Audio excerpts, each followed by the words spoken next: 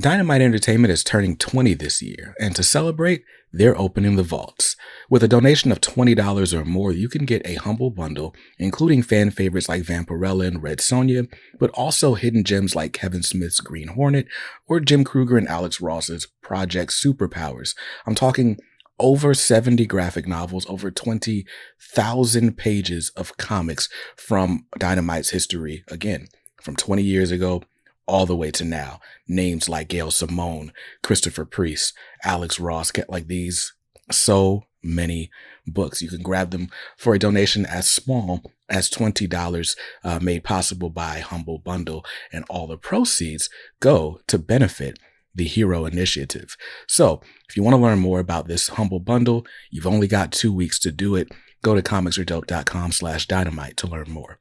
That's comicsaredope.com/dynamite. All right, so it's not often, for whatever reason, that I get to speak to someone who's making comics with every age in mind, but particularly younger readers. And so today's guest is a special treat. Today I'm talking to the Edgar-nominated author of such titles as the legendary Austin Boys Adventures, Epic Ellison's The Getaway, the upcoming Ruin Road coming out later this year. And of course, his most recent title and his first graphic novel, Static Up All Night, is out in stores right now. So grab it wherever you can grab books. I'm speaking with Mr. Lamar Giles. How's it going, sir? It's great. Thank you for having me. It's a pleasure to be able to talk to you tonight. I'm excited to have you, man. It was really cool. I don't even remember quite how we got connected, but somehow I saw, like, you saw my review of Static Up All Night. And so I was like, Yeah, well, yeah. The man who edited the book, Jim Chadwick, who mm, worked for DC Comics for 30 plus years, wow. he tagged me. He was like, "Hey, there's this review that 100% got what we were trying to do with the book." And Mm, I don't typically pay attention to reviews. I just feel like that's a space for readers to be able to commune with each other. Like mhm. I'm not really focused on like looking at my good reviews or reviews that aren't so favorable. Right. Um, but every so often an editor will hit me up and say, "Hey, you want to see this one?" And Mm, he tagged me on your review, and I watched it. I was like, "Wow, he really did get everything we were attempting in the book." So thank you for that. no problem. That's crazy to hear. It definitely makes me want to keep reviewing books. But now I read Static Up All Night because I'm a big Milestone fan, and so it was one of those books that kind of slipped under the radar. I forgot about it just because it was a YA book. It's not like on the shelves every month or whatever. And so I grabbed it. I saw it on Hoopla and zipped through it, and I was like, "Yo, this is better than I would imagine a YA book being." But as a parent, of a teenager, no less, it's like, it's right on time. So I was really, really excited about it just because, again, we were talking about this, kind of off screen, but for whatever reason, like, there's not a ton of comics that I can point to that are like, oh, this is good for every age, for every audience. And so to have a book that I would actually give to my daughter is dope. So, man, thank you for writing it. Oh no, I mean, I love to hear that. I'm glad y'all enjoyed it, and I really had a fun time writing it. It's probably one of the most fun projects I worked on in the last decade. And that's just because I grew up a comic book fan. I remember Mm, when Milestone first premiered back in '93. Like I was mm. buying those original books. So it was a privilege. It was a privilege. Man, that's what's up. So we'll get to more on Static Up All Night in a bit, but I wanted to talk to you just about um the journey there, because as far as I understand, that's your first graphic novel or like comic project, period. But you've been doing like middle grades and sort of YA books for a minute now. Yeah, yeah. I first published my first YA novel back in 2014, Fake ID.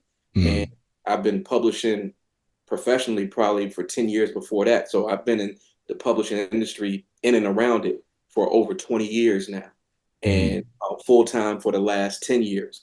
And so I got started, I guess, if we're going back to the beginning, we're talking about mm, being a young reader. I got started writing stories when I was in elementary school. It mm, wasn't anything I set out to do. Yeah, I just had a teacher that made everybody in our grade participate in a writing contest one year. And Mm, it just blew my mind that the prospect of being able to write and illustrate my own book. Now, keep in mind, I'm no illustrator. I don't have those skills, but as a fourth grader, it is mm, what it is.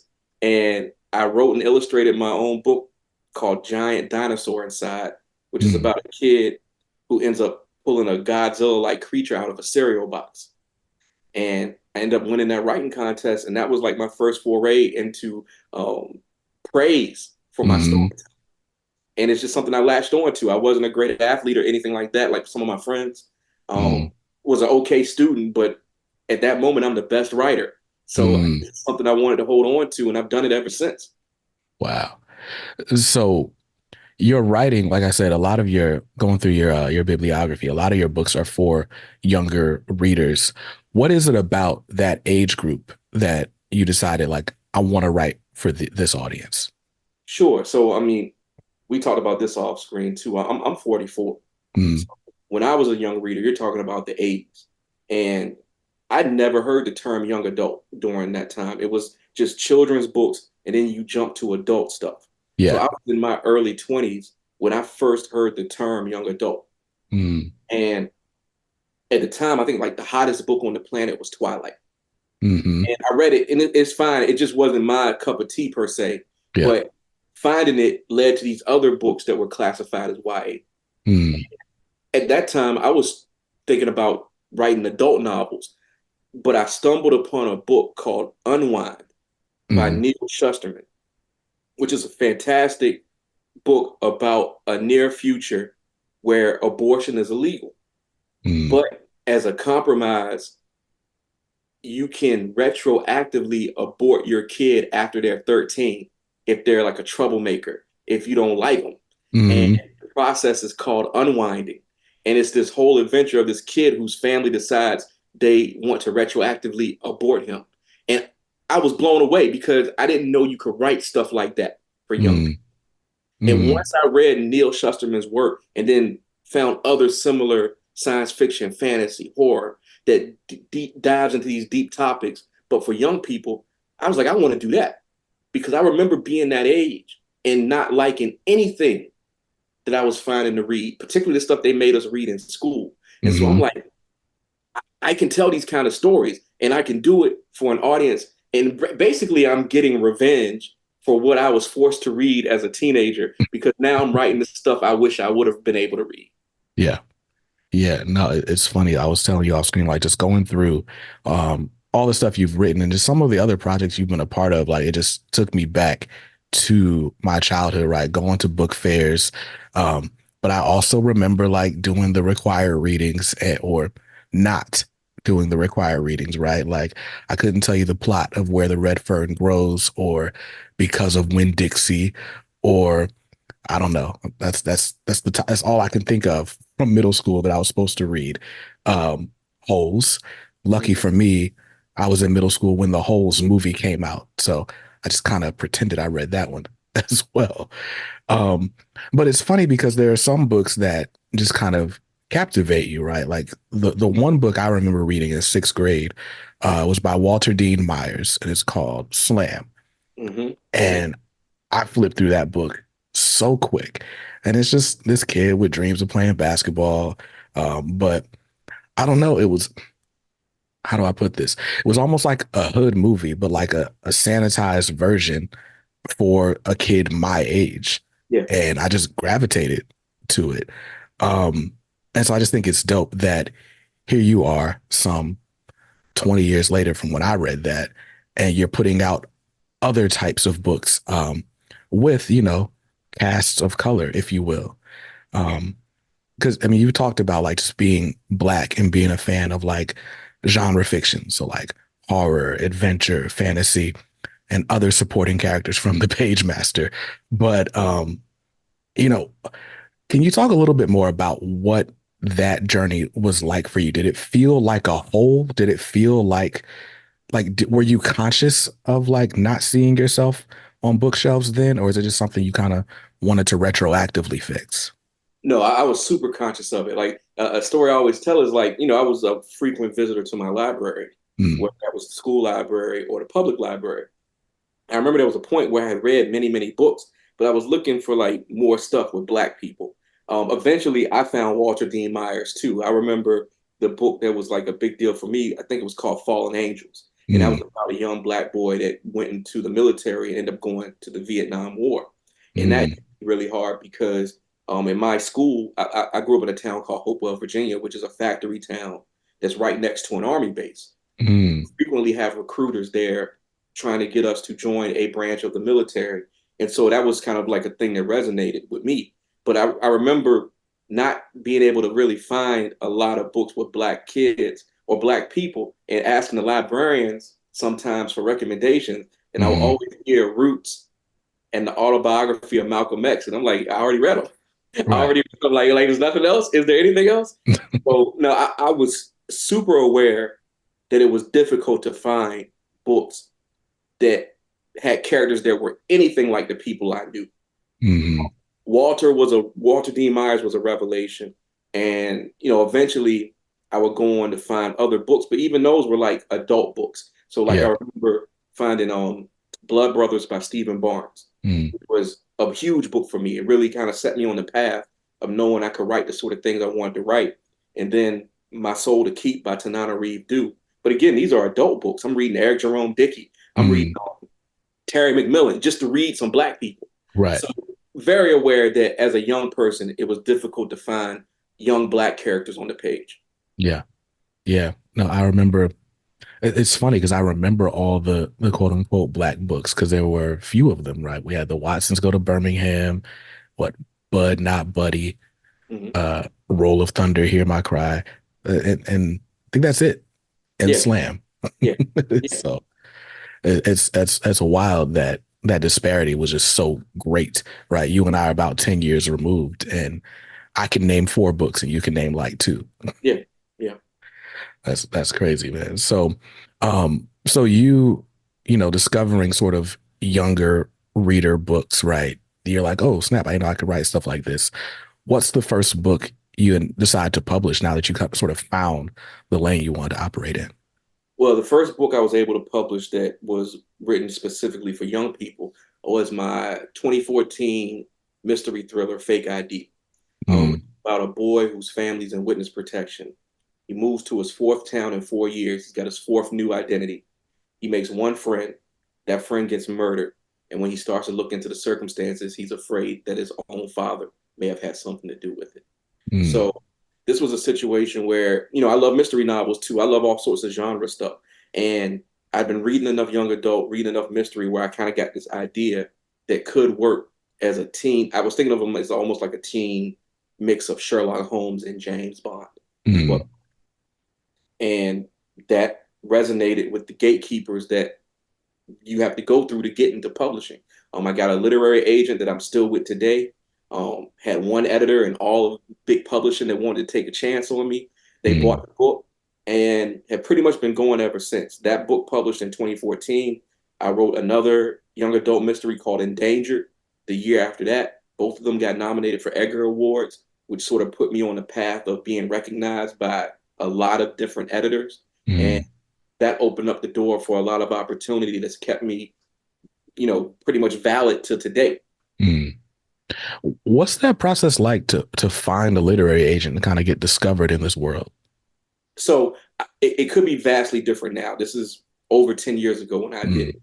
But the way it would work is you write the book first. You write the mm, book. Literary agents are like readers. They have certain taste. So whatever book you wrote, you want to look for the literary agent that has a taste for if you're writing genre of fantasy, you want to find a agent that likes fantasy, or if you're writing horror, you want to find an agent that writes horror. And that's a simple process of just taking the books you like to read. You can read the acknowledgments. A lot of times people thank their agent. That's one way to mm. find agents that like what you like. Got you. It's a matter of presenting the book to them in a way that sounds appealing. It's called a query letter, Mm, where you pretty much just tell them a little bit about the book, a little bit about yourself. And some of them will tell you, like, send a few pages. Some will say, send a chapter. And based on that, if you've done some solid work, they may want to see more. If they see mm. more like it, they'll say, hey, I want to represent you. and put your book in front of big time editors. Mm, From that point on, if they've got the connections and the book is solid, they can connect you with an editor who can make an offer to publish you. So that's a mm, simplified version of it, but that's pretty much how it used to go. It's probably a lot of different ways people do it now that has to do with social media, yeah, um, and things of that nature. Like I said, I'm a little bit removed from that side of it. got you. Well, you definitely sound super well versed. I guess just, a 10 plus year career doing it. Did you have a mentor that was showing you the ropes in that early period? So not at first. Mm, At first, it was simply reading a book by Stephen King called On Writing. Um, it's a really well known book about his life plus the craft of writing. And mm, there's parts in it where he breaks down the business side of it in ways that me coming from my factory town mm, would not have known. So that was the first level of it, just getting that information from someone who's had the prolific career that Mr. King has had. right. But then I met a writer named Brandon Massey, Mm, lives in Atlanta, and he had written a book called Thunderland. And I came across this book because he was in a magazine I like to read that covers Black writers. And it said, mm. Meet the Black Stephen King. And so I was like, who is this guy? I read his book, loved it, found his website, wrote him an email, asked him some questions, and we became sort of pen pals for a while. Mm, I think Brandon is a little bit older than me, maybe like 8 or 10 years. And mm, so he walked me through a lot of the pitfalls and processes of publishing. Um, great guy who helped me out tremendously when I was still trying to find my way. So if I had to claim a mentor, it would be him. got you. Okay. And so you talk about the pitfalls of publishing, right? I mean, your path sounds pretty straightforward, but we all know it's never quite that straightforward, right? Yeah. What are some of the potholes and things that people should be looking out for as they're trying to navigate a career as a writer? Well, I can tell you the mistakes I made in my 20s, which was thinking that if you put in the effort to write a book, then you're done. And that's not the case. Like you write a book, you hit the end, that's your first draft. And so it took me a couple years as a young guy to understand like that first draft is most likely terrible. Mm, At best, it's mediocre. And so what I would do is finish a book because I probably wrote 7 or 8 novels that I tried to get in front of agents and editors for an 8 year span where it was 100% rejection. And the mm, reason was I wasn't really treating it in the manner of a professional. So I finish a book, hit the end. I think it's done. It's good to go. And I just mm, shoot that thing out to all kinds of people. And it's really it's not polished. There's a lot of mistakes. So that's one thing Brandon put me on to, like, hey, you gotta turn in clean stuff. So that yeah. means second draft or third draft, or on average, my books I publish now, from the time I start to the time the public can read them, the public's probably reading the fifth or sixth draft. Mm, So I didn't understand that part of it. That was a pitfall. Not really doing your research into the literary agents who rep the stuff that you write. I would just send a bunch of query letters to agents, and they might represent romance. I'm not mm, writing romance. And so that's an automatic rejection that I didn't have to get. got you. And then it comes that that's the professional side of like your craft. The business side of it is like being careful what contracts you sign, what kind of clauses are in them. Mm, That's the benefit of knowing what a contract should look like and having a good agent who can also look at that contract. So like Brandon taught me some things to look out for there early, and my agent is good, so she was also on top of my first contracts. So I'm almost always very happy with my contracts because we know what a good contract looks like. But if you don't know that, you can end up in a situation where you're trapped mm. and you really can't expand your career. So those are little things. Like I said, I could get more specific. I don't know how much of that you want to hear. Got you. Got you. Yeah, no, I mean, all that's great. I know a lot of people that, are dedicated enough to listen to a podcast, right? Typically they're aspiring themselves. So I always try to get a few nuggets that we can pass along to the next generation of writers. So you wrote Fake ID, right? You kind of get the ball rolling in your career because you got Edgar nominated for the next books. Um, I want to hear a bit about the legendary Austen boys, because when I think about like just sort of middle grades books, the first things that come to my mind, things I was reading as a kid, like Encyclopedia Brown and the Hardy Boys. And so when I hear the legendary Austen boys, that's exactly what that reminds me of. But I'm curious to know just what the inspiration was and what's the general premise of the book series. Sure. Well, before I get into that, I would say like I read the same stuff, and one way that we pitched the Legendary Austin Boys series is that it's as if the Hardy Boys crashed into the Phantom Toll Booth, and Mm, the Phantom Toll Booth was a big book for me. And the premise of the Legendary Austin Boys, the first book is the last day of summer, is that there are these two cousins, Otto and Sheed, who essentially solve supernatural problems in their very weird Virginia town. And mm, the first book, they accidentally freeze time. They freeze the whole town, and they have to figure out how to unstick people before they're frozen forever. And mm, that book just simply came from it was two things. I was writing young adult mysteries, and there's a writer who's very notable in children's fiction named Kwame Alexander.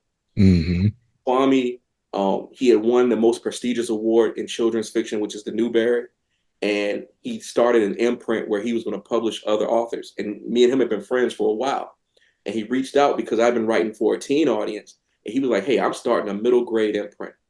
mm, Do you have any ideas for a younger audience?" And I said, "I sure do, Kwame."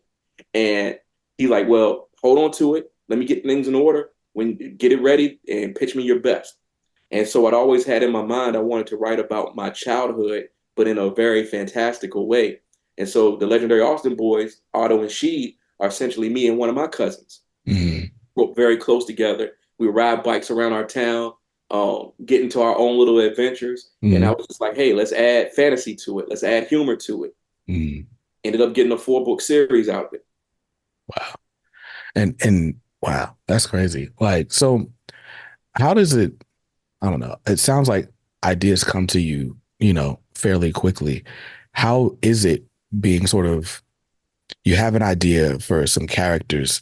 When you conceive of the idea, do you conceive of it as a series? Is it just one story and now like, well, I've got all these supporting cast, let's put them in a different situation. How does that work for you?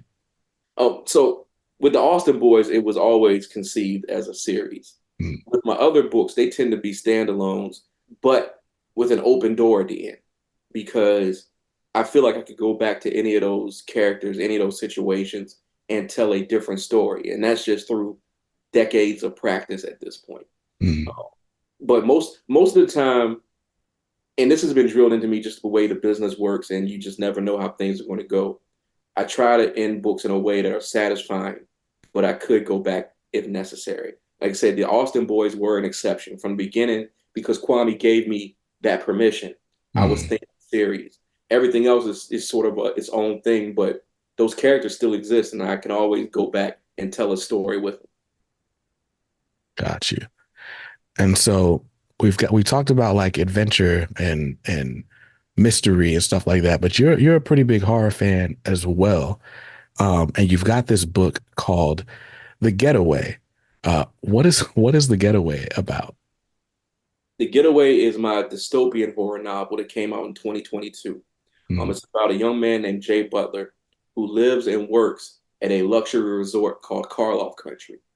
And it's a privilege to live and work there because if your family can get a position at Karloff, you're protected from the horrors of the outside world, which are famine, um, environmental disasters. It's hard to get money. The world outside the Karloff walls are on fire, but mm, Jay and his family are living a good life serving the guests who can afford to come to this place. However, society collapses. Like the bad goes to worst. And when that happens, Jay finds out that Karloff Country isn't just a resort, it's essentially a luxury doomsday bunker for billionaires who brought on the apocalypse. And now mm. they're fleeing there to ride out the most terrible period in human history.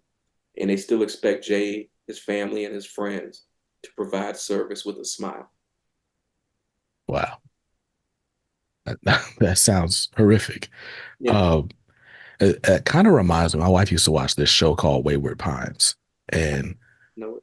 I like dipped in and out of that show because I'm not a big TV guy, but it was kind of like there was like this weird town, but like the people like they had lives before they woke up in this town, but like everybody's like playing a character.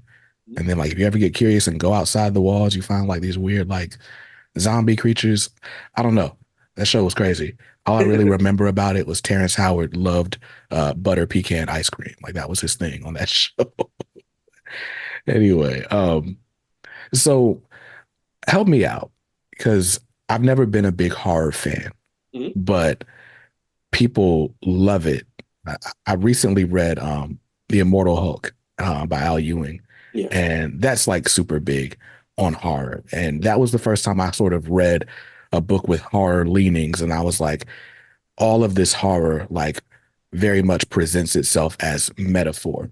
And Mhm. so like you're looking at like these grotesque images, but you're seeing it as like, okay, well, this is like, your inner demon, this and that, whatever, whatever, right? What is it about the horror genre that appeals to you? And why do you feel it's a good vehicle for particular stories? Well, it's appealed to me from a young age because I was probably exposed to horror too young. My big cousins were showing me stuff when I was 5 years old that no 5 year old should see. I'm watching Carrie, I'm watching Aliens, I'm watching all this stuff, and I loved it. But Mm, if you ask me why I love it, I honestly think it's a pressure valve.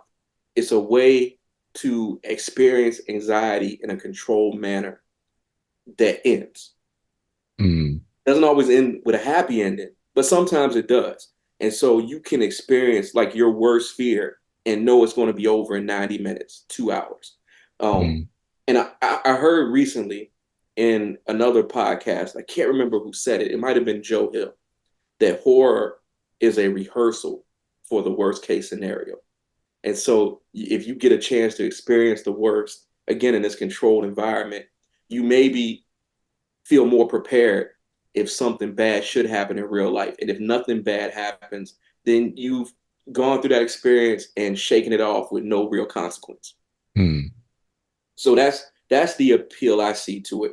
And in terms of it being a vehicle for my own stories, I think it also gives you an opportunity to discuss difficult things that would be harder to discuss if you were trying to like frame them in real world situations. Like the way you really can't have a political conversation right now without it being mm, a fight. It is really going to be a hot button issue no matter what you do.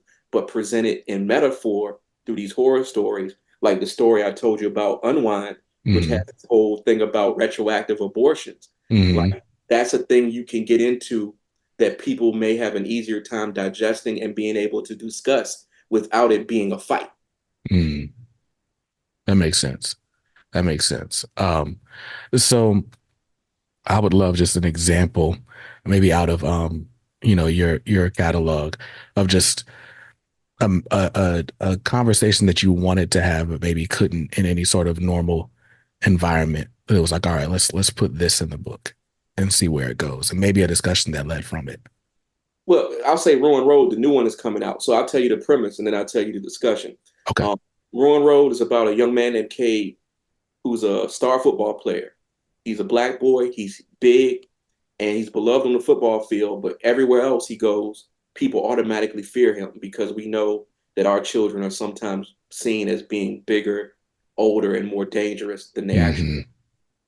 And through a set of circumstances, Cade makes a wish that comes true. And the wish is he wishes people would stop being afraid around him. And while that comes true, what happens is they actually lose all fear. And Mm, once they don't fear anything, it begins to escalate into very dangerous situations.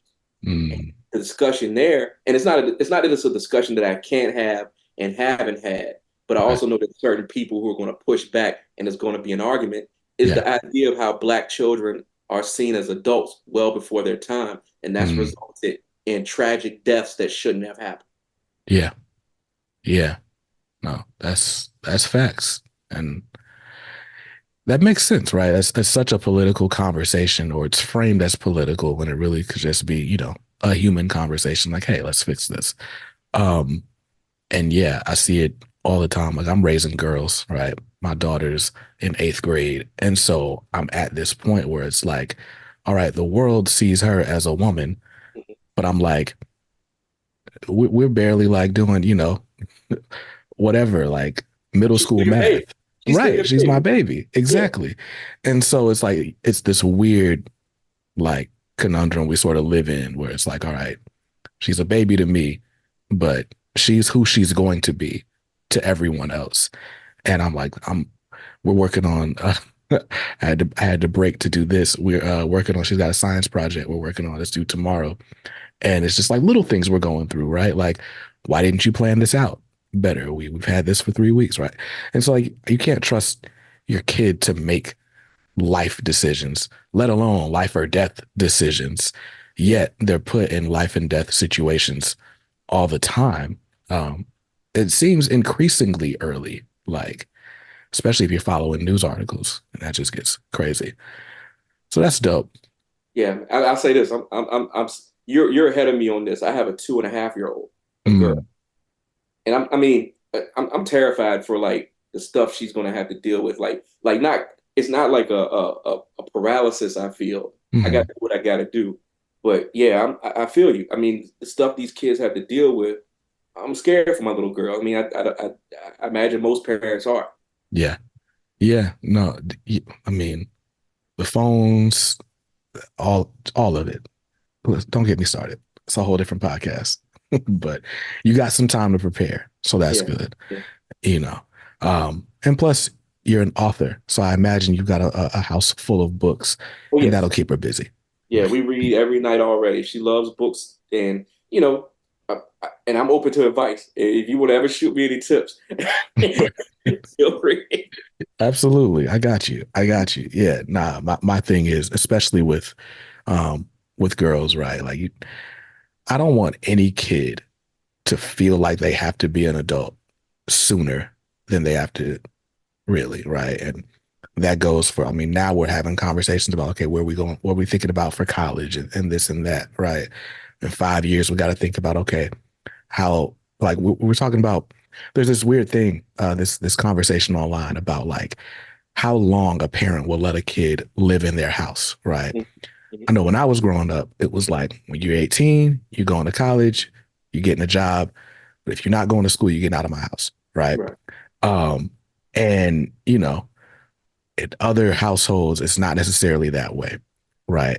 And the way I feel is like, look, and maybe I'm more lenient with girls because it's like technically I'm responsible for you until you get married, so you can live in my house for as long as you need to live in my house, right? I think for I don't have any boys yet, but I'm like I feel like I've got to like light a fire under them a Mhm. bit sooner, but I think I want the lesson to always be like I got you. Like, as long as you are putting forth some form of effort, like all this stuff I'm building, it's for you. It's not for me to sit back and be like, I got a big house, you don't, Yeah. you Yeah. know?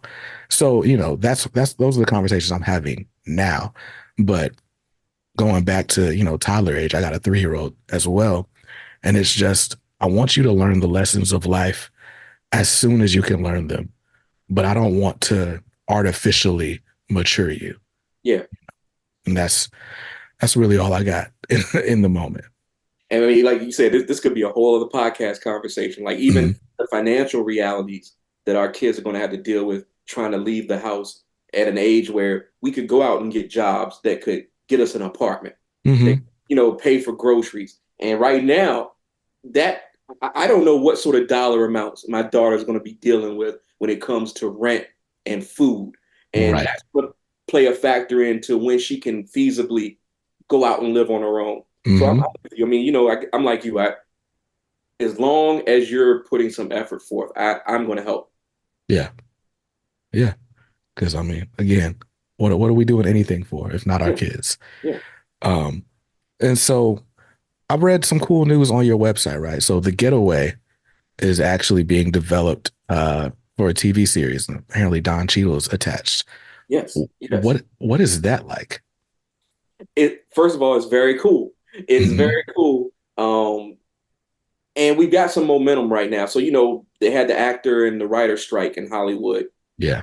good chunk of last year. So once that started, we had to hit pause, in solidarity with everyone that was trying to get what they needed to go back to work.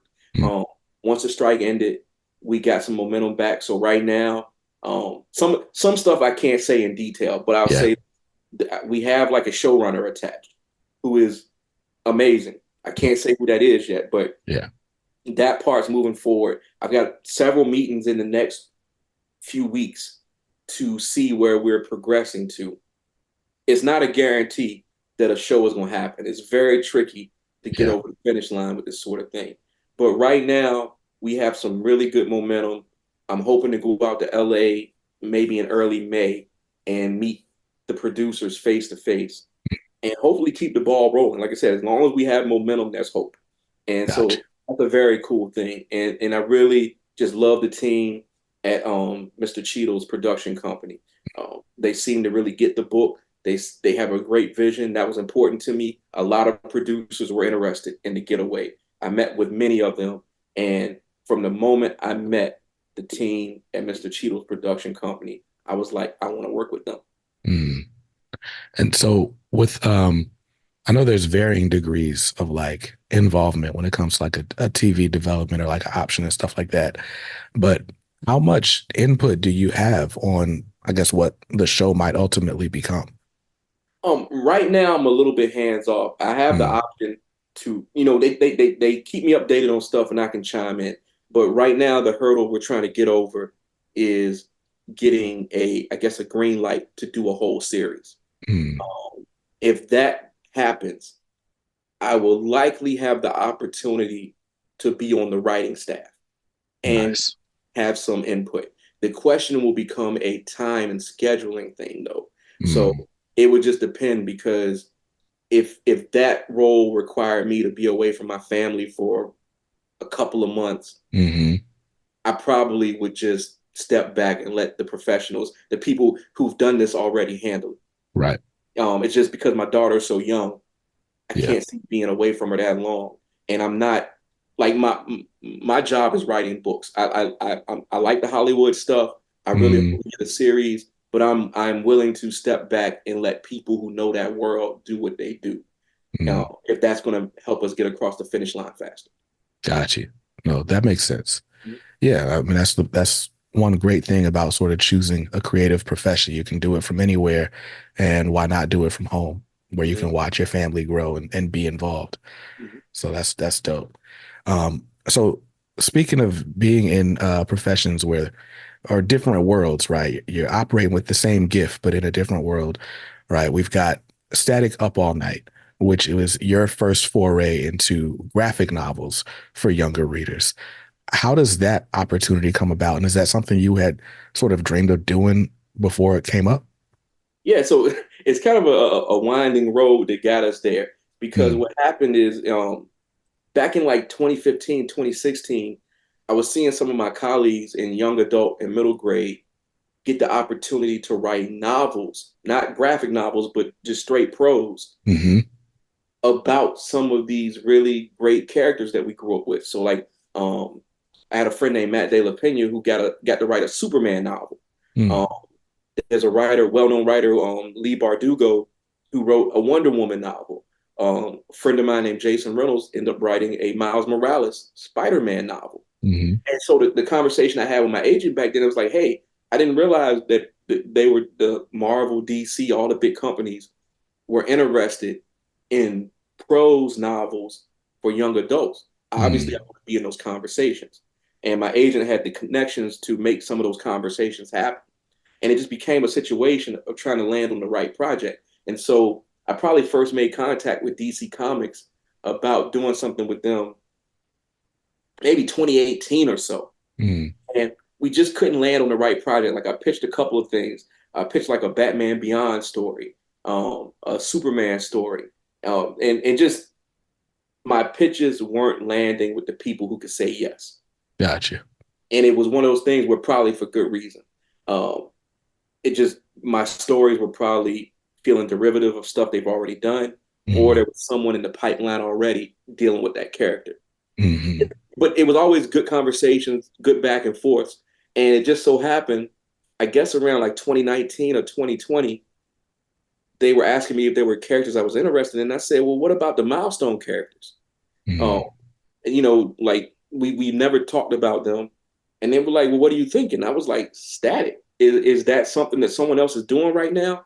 And come to find out, there had been some sort of like legal situation Yeah. with Mr. McDuffie's estate that had just Hmm. gotten settled. Right. And they were like, hey, we are looking to do some stuff with the milestone characters. What are you thinking? And they gave me like the instruction, like if it's for the young readers line, don't think of doing it the way a monthly book would look. Hmm. We're gonna have that no matter what. Yeah. Think about it as something that swerves a little, and it would be appropriate for someone who doesn't necessarily know where a comic shop is, but who Hmm. might stumble upon this through their high school library or their Right. public library. So that got me thinking, and I really went with a big swing. I said, Virgil's a teenager, his friends are teens. How would you feel about like a slapstick comedy in the style of like an 80s teen movie? Mm. They said, write it up. So immediately, it's basically like three things that are landing for me in terms of what this pitch ended up being. It was the idea of those 80s teen comedies. So I'm thinking like House Party, Ferris Bueller's Day Off, Mm. Adventures in Babysitting. I had just read Matt Fraction and Steve Lieber's um, Jimmy Olsen book, which is Okay. a very, super funny, Mm. irreverent version of the Jimmy Olsen character in and around Metropolis and Gotham. And I think this was around the time when the sitcom South Side premiered. If you Mm. haven't seen it, it's a couple guys in South Side Chicago, but it feels something like The Simpsons, but live action. Mm. Gotcha. And so I wrote the pitch up that became Up All Night. And the pitch is pretty much what the book became, with all these really funny elements, but with these characters we know and love. And it went through the proper channels. Um, Went to Reggie Hudlin and Mr. Dennis Cowan. I had a couple conversations with them. They said go. Nice. Nice.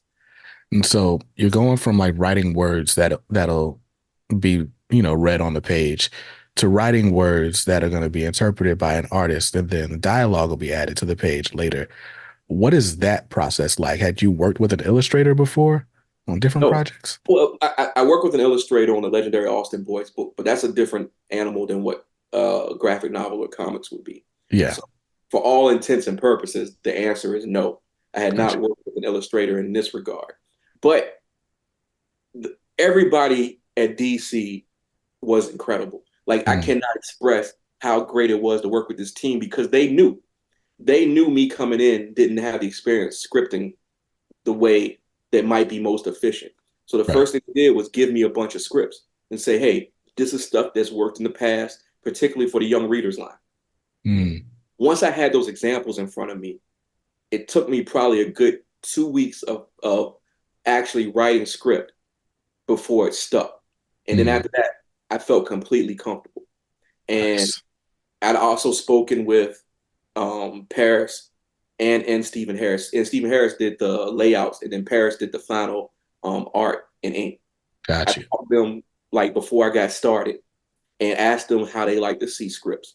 And they were like, they broke down like stuff they like to see and what to avoid. Once I had those tools in front of me, the examples and their instructions, I was set. Mm. It's a matter of running it through Jim, the editor, and him telling me like things to change real quick before we pushed it on to Stephen and Paris to do their thing. Mm. That's dope. So, yeah, that's crazy. So yeah, Paris Elaine did the artwork. And for those who haven't read Static Up All Night yet, I've got it right here behind me. It's funny because I read this digitally and I forgot I read it digitally until I'm getting ready for this conversation. So I was like, thanks to the magic of Amazon, I ordered it this morning and now it's here in my hand. But I love this book. This book is so I don't even remember exactly how I described it in my review, but I feel like there's two different camps. Like either you know of Static from the comics in the 90s, right? Like that's you. You knew of Static from the comics. I didn't know of Static from the comics. I discovered Static through the Static Shock animated series. And I feel like this is a great book for that audience, right? That maybe doesn't know Static from, 1993 or even like today's comics. Just, okay, I know that Static exists. I know, what the costume looks like. I know his power set, and that's pretty much it. But at the same time, like it still rings true to everything, right? Like y'all keep the same origin that's going on in the monthly comics now. Um, the supporting cast is largely the same. I think the only difference is Richie is not Gear in the current monthly comics right now. Um, but I mean, everybody's here. And so anyway, the way the story starts, right? Virgil gets broken up with, and it's like he's immediately down in the dumps. And Richie's like, well, how about this? How about we just go to this festival? And in the most like high school way, of course, Daisy's at the festival, and Virgil's trying to like, well, let me not spoil the book, but it's the typical like high school, maybe even middle school stuff, right? Like the girl you're crushing on, you're heartbroken. You're trying not to look heartbroken, trying to act like you're having a good time. Maybe you're having a good time, maybe you're not. You never know, right? Um, but of course, like this is that like sort of typical teen situation, but with superheroes and superpowered kids. And so, of course, there's a situation that comes up that's like, okay, now we have to actually use these powers. And a big part of the conflict between Virgil and Daisy is that she's tired of being sort of interrupted by his superhero life. Like she just wanted a regular romance. She didn't sign up to be, you know, first lady of Static, whatever. Um, and so we get to kind of see him navigate, being a regular kid, having superpowers, experiencing the emotions that a regular kid feels, right? Because I think we assume that if you got superpowers, like you won the lottery, like you're good. But he still wants like all the same things that a normal kid wants. Um, and this one night in Static's life is just a fun example of all the different things he experiences. Um, and so it's fun for me. But as you're writing it, what were the things that were sort of important to you to nail in the story? Well, I've been reading comics for 40 years now. And Mm, so I've seen every iteration of Save the City, Save the World, Save the Universe. mm, And don't get me wrong, I love those stories like anyone else. But I have found that I've grown more interested in the moments between those big crises mm, because I started to view superpowers almost the way you could view alcohol, and that they mm. only make more of who you already are. Yeah, And that being said, if you're a teenager who gets superpowers, your teenage problems don't go away. right. And I'm interested in how the interaction of a real teenage heartbreak goes in a really wild city where a bunch of super people are around at any given time. Um, Mm. I love those slice of life versions of superheroes. Like I always say, I want to write the Justice League making a Costco run. That fascinates me, and so it was important to me to get into those crevices while staying true to character. Mm, Um, and even before I started, Mr. Dennis Cowan, one of the Milestone founders, the tip he gave me in writing Virgil is that Virgil is always the light in the room. mm, He's like, if you keep that in mind, you really can't go wrong. And then being able to mix in, like I tried to mix in all the errors of Milestone. So like the mm, original error, so that's where you get like Iota, mm. or in the book. Um, Static Shock TV show, that's where you get Richie as Gear. Yep, The current era, that's where you get the revised origin story. I yep. tried to blend all those things because they told me it's not a canon book. So you Mm, can do these things, it doesn't affect anything in the monthly book. So I went off. yeah. Um, I had an editor tell me early in my career, when you get the opportunity to do something, don't don't leave anything on the floor because you Mm, never know if you'll get another chance. So I went all in. Like even that bonus story at the end, they didn't ask me mm. to do that. It's just at a point I was like, hey, we never learn what happens to that girl. And I'm not gonna spoil it. I Right. was like, we never learn what happens to that girl, but I have an idea. How do y'all feel about me adding 30 pages at the end? And they were like, I mean, essentially they were like, hey, I mean, if you want to, Right. go for it. So I mean, like I said, I can't say enough praise Yeah. for this experience. No, that was dope. I think my favorite part of the book is the cameo appearance from Icon. And I said in my review, this is it's my favorite characterization of the Icon and Rocket relationship, like since Milestone came back. Um, for those who don't know, right? Icon is this basically Superman analog. He's an alien from outer space, which I guess is what an alien means, right? But he's an alien who, upon arriving on Earth, takes the image of the nearest life form, and it happened to be a slave woman named Miriam. So he basically lives his life as a black man, but he is an alien, so he's got like a crazy long lifespan. So as he ages or doesn't age, but as time passes, he just kind of plays dead or plays his own grandson. So by the time we meet him in the 90s, he's Augustus Freeman the fourth. So he's lived through slavery, the Civil War, Reconstruction, civil rights, and by the 90s is, a lawyer, and he's fairly conservative, the party of Lincoln and whatnot. And he meets this young girl, Rocket, who basically finds out that he's got these superpowers in this confrontation, and it's like, why aren't you doing anything to help people? And so the classic Icon and Rocket relationship is like young versus old, conservative versus progressive, and just overall like out of touch versus happening sort of dichotomy.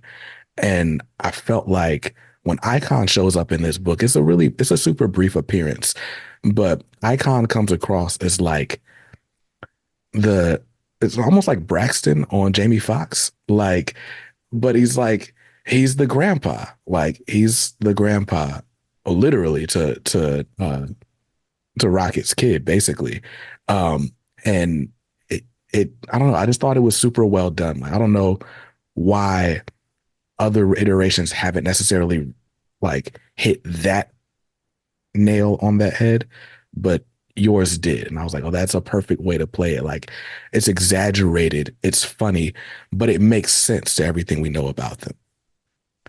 Well, thank you for saying that. And I really, that was one of the things I was looking most forward to doing because I think it comes back to that idea what when you don't have these characters in a crisis, Mm-hmm. this is what the conversation is going to be. If you're not fighting for your life and you're just having casual talk, then that could ultra conservative versus ultra liberal. They're going Mm-hmm. to butt heads. They still love each other. Right. They're still family, but he's your uncle that's going to give you the book by that. I'm not even going to say his name, but that Mm-hmm. brain surgeon who went on to Uh-huh. go into politics and tell you how great this guy is, and you're like, no, this Right. is like. So I really wanted to depict that sort of interaction of people who love each other but vehemently disagree on political stuff and how that manifests in things you wouldn't think, like Right. the purchase of a children's book. I love when Rocket's like, I'm not giving my son this book. I said, I thought you might say that. I bought two. That's I great. had so much fun with that scene. And then poor Virgil, who's not privy to this stuff, it's Right. just like I want to talk to him. It's a mistake, Virgil. Don't engage that man. That was perfect. That was great. Um, but now, I mean, Up All Night, I mean, I could talk more about it, but I will spoil the book, so I'm gonna chill. Um, but I think the best praise I can give it is, for one, obviously I'm talking to the writer, right? But the artwork by Paris Elaine, like, you gotta see Yeah. this book. Like, it's just done so well. I love like the use of screen tone. The colors are really good on this. Also, bonus points because Icon is in his classic costume, and we haven't seen that in ages. There's just so much to love. But like the book, like you said, is like mostly slice of life, but there's no shortage of action. Like even here, like this is a fairly like talky scene, and but you get to see Virgil like charged up, you know, on high alert. And the story is dope. Like even the sort of warnings against like social media and like stalking people, like there's so much in here that in the wrong hands could feel preachy. Mm. Um, but it's not. It's just a really entertaining adventure with a lesson learned, several lessons learned. And then that bonus story that I won't even show at all. So it's great. Um, but nah, man, I really, really love that book. Are there plans for you to write more graphic novels now that you've gotten your feet wet? I hope so. My schedule is fairly busy with my novels, and Mm, so again, it becomes a scheduling thing. But I did a short story for the Power issue for DC that came out in February. okay. So I'm still in contact with all those people, and we are talking about opportunities to do more work together. I really had a great time working with everybody over there. I think they have fun working with me. So I think there will be opportunities to do more. But I'm the bottleneck at this point. Got you. Yeah, Listen, that's a good problem to have. yeah, Too yeah, much work. yeah. That's dope. I need to be in that boat. But so I'll ask you this.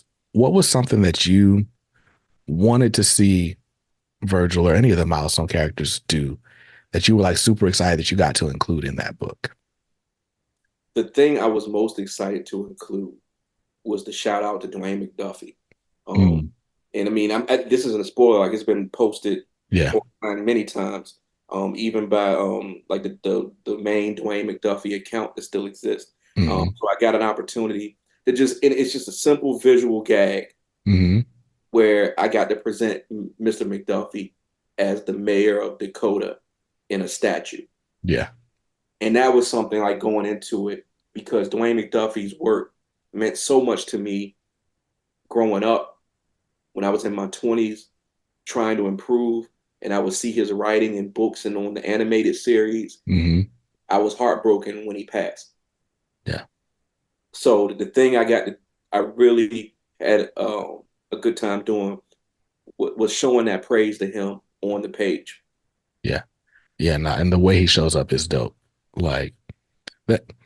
There's a character in this book that I just love, and she's basically just a kleptomaniac. Like she just steals things all the time. It's like, what use did you have for this thing? Like what did you need it for? Um, I love that. I love it. Now I want to reread this now that I have it. Well, hey, feel free. And now that you said it, I kind of want to go back through it. I've had some Right. distance from it now, and like you make me want to revisit it quite a bit. Dope, dope. Listen, if you as the writer want to revisit the work, then that means it's worth revisiting. I can only imagine how many times these words pass through. Like by the time this book comes out, I'm sure you're like, all right, I don't want to see it. But then I guess you get art to look at, so you're like, I do want to see it. Oh yeah, I mean that's the cool part. So like because it's such a long book, I finished the script back in November of 2021, and Mm, it just came out. What was it? Was it like September or like November this year? Last year, November last year, I think. November last year. So it came out 2 years after I finished the script. So I Mm, had a good bit of distance, but every so often I'm getting the artwork from the team, Paris's pencils and stuff, and that's just fantastic. As a comic book fan who's never done that before, that mm, those emails were some of the best emails I get. nice, nice. And so, you talked a little bit about it, but you've got another project coming out this September. Tell us a little bit about Rune Road. Ruin Road is my supernatural horror novel about Cade Webster, who large black boy, tired Mm, of people being scared of him, makes a wayward wish that people stop being afraid of him. It comes true, but the side effect is when he comes in contact with people, they stop being afraid of everything. mm, This begins to escalate into increasingly dangerous situations, and the only way for Cade to potentially solve the problem may cost him his soul. wow. Uh, Wow. so this is another one where if you get an opportunity to do something, don't leave anything on the floor. So this is the first time I got to write a long form supernatural story. I threw everything in that. So I hope people enjoy. It's out September 17th. Um, you'll be hearing more about it from me if you follow anything I do. Nice. Well, Rune Road is out September 17th. Static Up All Night is out right now. What are some other books you still got in print you want to plug? Oh, I mean, the legendary Austin Boys series. The first one is The Last Day of Summer. Start there. Um, my novel, Not So Pure and Simple, which is the novel that's vastly different from everything I've done. It's a contemporary coming of age story. It's about a young man who joins a purity pledge at his church because a girl he likes is in it. That's a Mm, horrible plan. And once he does that, he becomes sort of the a person between his school and church as they fight over how much children should know about any given subject at any given time. mm, I love that book. It was a book that came out right at the start of the pandemic, so it sort of got lost in the shuffle. mm, But I think it's my most personal work. I think it shows Black children being Black children with no tragedy. So I'm mm. always pointing people towards Not So Pure and Simple. Nice, nice. Um, and then I'll ask this, right? What are books? I think you've mentioned a few over the course of our conversation, but what are books that maybe you didn't write, but you would point, your readership toward as well? Well, I would say anything by Tiffany D. Jackson, particularly her Carrie retelling, The Weight of Blood, and Comic Book Channel. Mm, She's written a Storm novel for Marvel. mm, That's, I don't know exactly when it's coming out. It's this year, probably okay. this summer. So I would say I would point you towards Tiffany D. Jackson, um, Danielle Clayton, who writes a fantastic fantasy series called The Marvelers. Mm, Um, I could go on and on, man. Jason Reynolds, the Miles Morales novels. mm. Like I have so many people I admire. I could point you to, but I'll stop at those three for now. Nice, nice. It's funny. You were talking about superheroes and like slice of life situations, and that reminded me of this Kickstarter that Stephanie Williams did. This little book. It's called Living Heroes. Wow. And if you ever see her at a con, she's usually selling it at a con, but it's like these little shorts, and it's basically living single with like Marvel characters. So we got Storm, you got Misty Knight, Monica Rambeau. Um, there's even like a Beauty of the Week Well, that's dope. segment, like Jet Magazine in here. So it's funny, and like, there's this one where T'Challa's trying to get back with Storm, and he like shows up dramatically at Thanksgiving dinner. Um, but when you were talking about that, that's who came to mind. I think she's supposed to be doing the show at some point, but she's also got a Moon Girl and Devil Dinosaur book coming out through Scholastic. I want to say like next month. Oh, wow. So I'd point people to that as well. But man, this has been an awesome conversation, man. I really appreciate you stopping by. Um, before you get out of here, where can people find you if they want to follow what's going on? I'm easy to find. LamarGiles.com, Lamar Giles on Instagram. That's my main social media that I use these days. Nice, nice. Yeah, that's where we connected. Yeah. Um, again, man, thank you for watching the review, for tuning in, and like I said, for doing this. I'm excited. And then when some of these other books come out, now I know what I'm gonna buy for my daughters. So we'll probably have more conversations offline. Well, that's what's up, man. I look forward to it. Thank you for having me. No problem at all, man. And that's a wrap on episode 29 of Comics Are Dope, the podcast. Just as a reminder, you can always find us on every podcast platform, and we absolutely appreciate a rating and a review if at all possible. You can also find us on YouTube, and channel members get first access to the full video conversation between myself and the featured guest of the week. So check that out at youtube.com/@comicsaredope. I don't know what you guys got going on after you listen to this, but hopefully you're staying safe, staying awesome, and reading something dope today. Peace.